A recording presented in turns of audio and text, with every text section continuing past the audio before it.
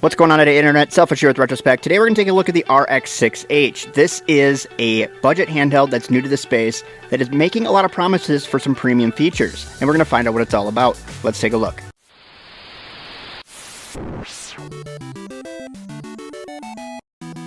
We're going to start off here with an unboxing of the RX6H. It does look like a game console, but it actually put a period afterwards, and I do not believe this is actually made by Game Console themselves. A lot of giveaways on here that it's not. But we do have three different colors. I did go with the white. There is a purple and a black, both transparent.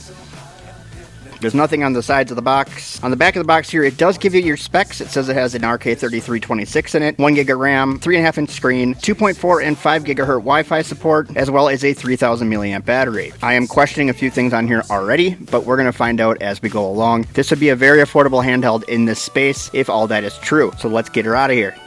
Alright, so it's wrapped in plenty of plastic. Oh, it turned on. Good for me. This has an interesting one of these things. Usually a good indicator of the handheld that you're about to open, but I could be wrong. I've been wrong before. We do have a USB-C to USB Type-A cable here. This is the white one, so you don't really know what's inside of there at all. We also do have screen wipes and a screen cover. Pretty flimsy screen cover, but screen cover nonetheless. Better than nothing, right? And then last but not least, we do not have an origami accordion. We just have a 2-page little booklet here that is printed in reverse. This does not tell you how to get things like Wi-Fi to work in here, but it does tell you to start charging it when the light starts blinking. But with a 3000 mAh battery, if that's what's in here, it should do all right.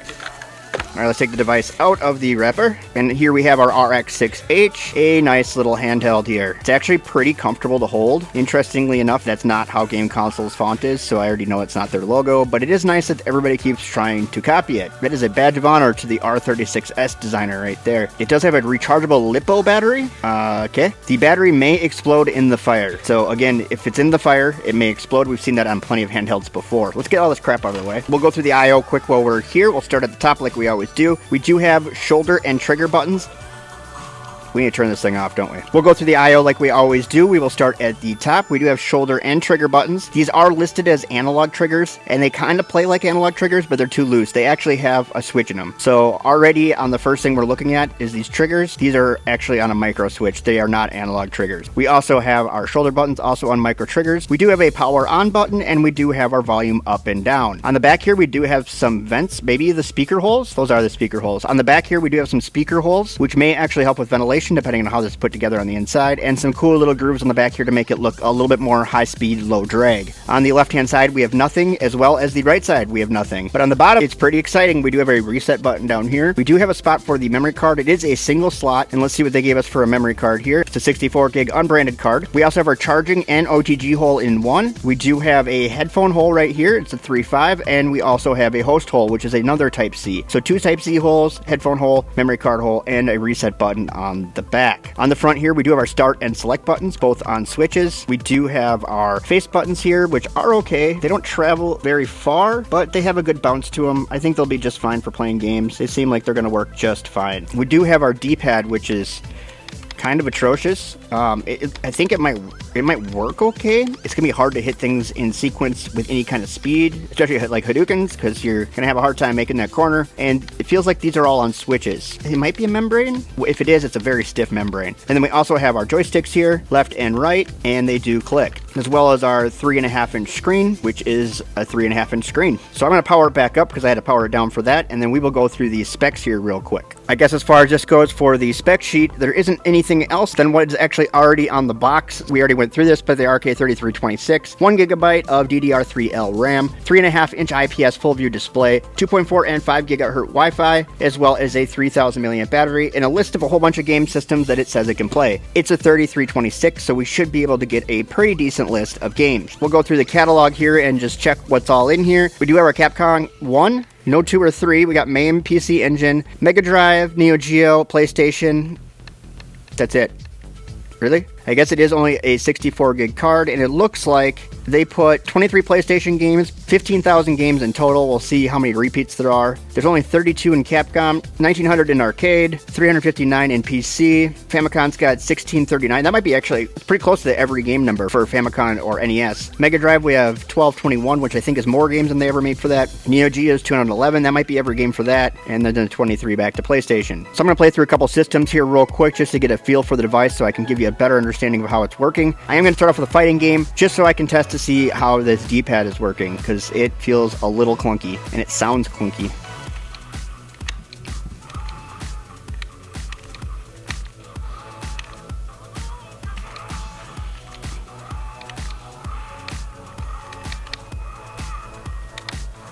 Oh, this is running slow. Too much time trying to do Hadoukens. The D-pad's not great for fighting games. How do we get into the menu? There we go.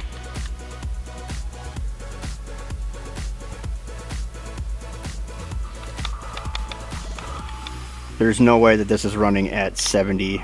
I actually went and checked to see if frame skip was on, but it's actually just a fast ROM. This one actually feels like it's the right speed. Again, still impossible to do Hadoukens, but at least this is running at the correct speed now. The last one was like in turbo but slow. I don't understand what was going on there. Oh, there we go.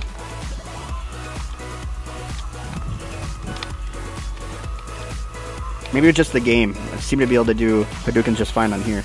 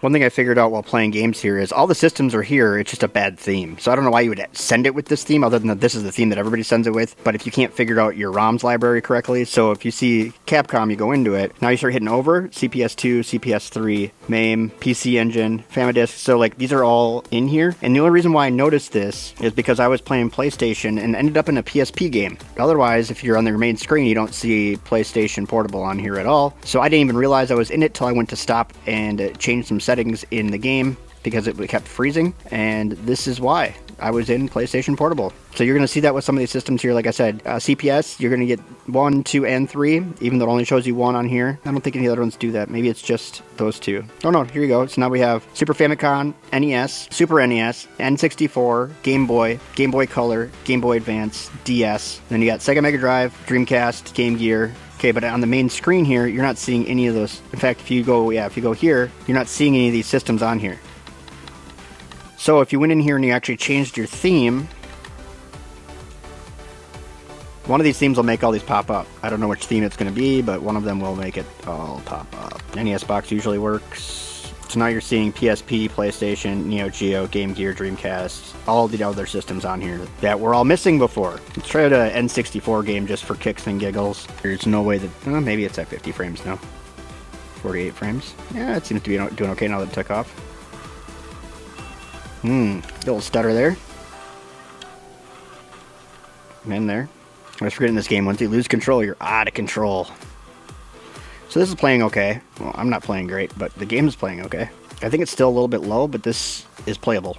Alright, so after some gameplay and some screwing around, we know that not all the systems were visible before. Also, Wi-Fi doesn't work. I tried a couple of different dongles. I also tried setting it in the RetroArch menu. Doesn't work in there either. And a lot of times when you have EmuElec, you have an option in options to turn on Wi-Fi. There is nothing in here as well. So some of the bigger features that were on here that were listed, kind of put it in the category with big boys, is going to be Wi-Fi, Bluetooth, and then also analog triggers, which they are not. So pretty much all the categories that would put this out of the budget category are non-existent on here as it is stated in their information. Now, that's not necessarily a bad thing. I think it is a budget device. I just hate it when they misadvertise what's actually in the device itself, which is making me wonder about what's actually inside this thing. So I'm going to tear it apart real quick and see if there's even a Wi-Fi antenna in here, or if it was completely unintentional, like there is no Wi-Fi module. I don't think there's going to be one. Also, when I did the shake test, the battery is not attached. So we're going to see what that's all about. It looks like these are just standard Phillips to open it up, so it shouldn't be too hard. It actually has some pretty decent build quality, honestly, for the price.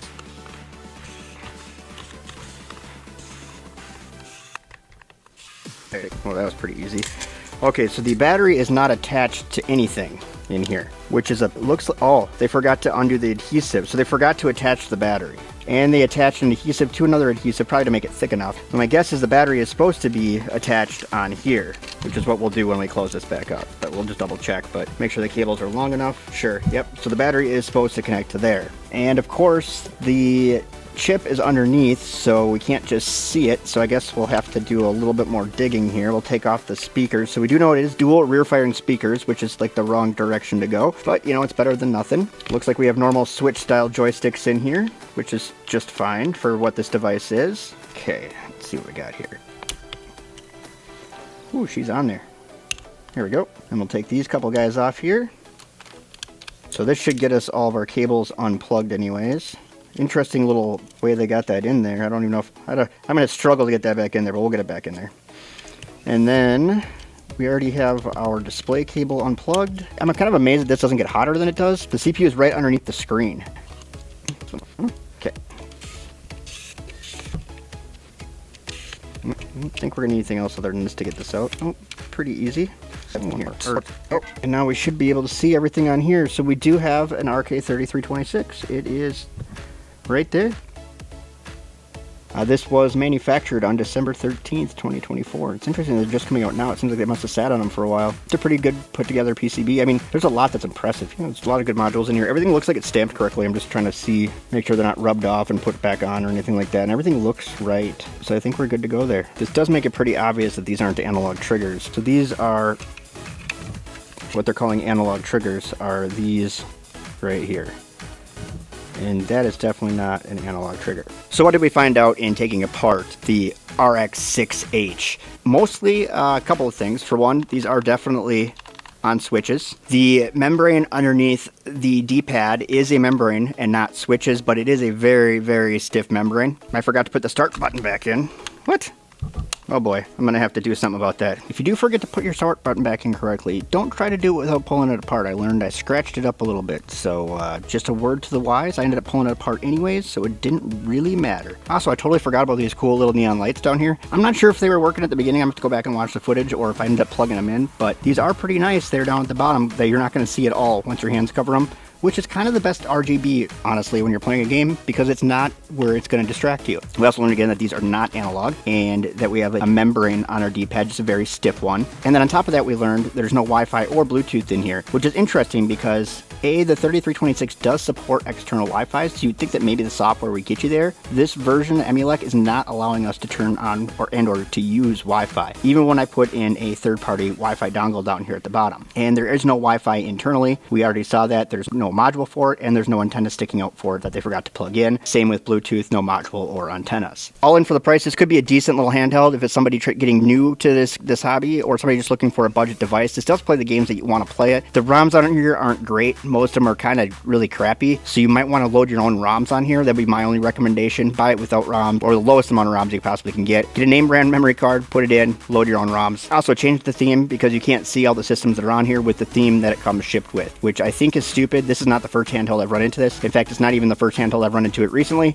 I think it's just an oversight. We also learned that my battery wasn't connected, so now it passes the shake test. It doesn't make any noise. This is literally the quietest handheld I've ever shook, I think. Now the battery's in there correctly and not clunking around. So So if your battery's clunking around, all you got to do is open it up. The tape's probably there. They forgot to take off that strip and actually stick it to the back. But that's all I'm going to have today for the RX6H. We may come back and revisit this if there's any kind of custom firmware or anything like that made for this particular handheld. We have seen some stuff with the 3326s, so we may see something for this that we can find that'll work on here. Maybe make the gaming and overall experience just a little bit better. But I think that's all I got for today. Don't forget to comment, rate, and subscribe. Share this video with your friends because sharing helps grow the channel, and also sharing is caring, and we care about each other here. Once you're done doing all that, take a look at one of these videos they put up on the top of the screen up here for you to watch. YouTube says you're going to like them, and I always trust YouTube.